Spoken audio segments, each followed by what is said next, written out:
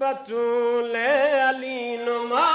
زینب دومین اسمت خدا زینب علی دیگر و حسین دیگر آفرید است و کبریا زینب یک زن و این همه جوان مردی مرحبا بر تو مرحبا زینب مرحبا بر تو مرحبا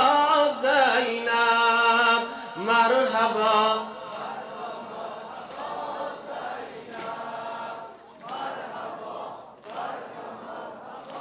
زینب حق اخت الحسین بودن را خوب آورده بجا زینب حق اخت الحسین بودن را خوب آورده بجا زینب کعبه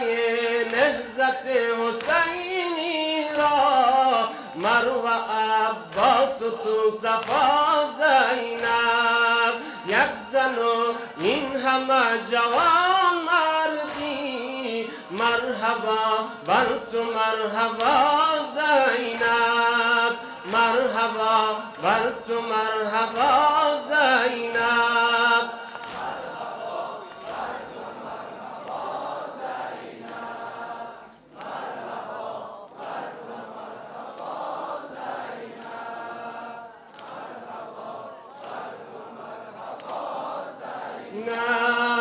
کودکان در مسیر کوفه و شام کودکان در مسیر کوفه و شام بر تو دارند التجا زینب زیر زنجیر و تازیان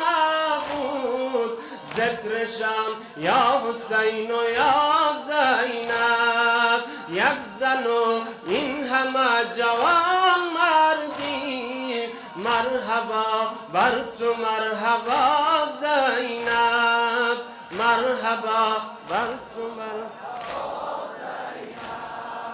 مرحبا بر تو مرحبا زینب مرحبا بر تو مرحبا زینب ای بتول علی نما زینب ای بتول علی نما زینب دومین اسمت خدا زینب علی دیگر و حسین دیگر آفرید است و کبریا زینب یک زن و این همه جوان مردی مرحبا بر تو مرحبا زینب مرحبا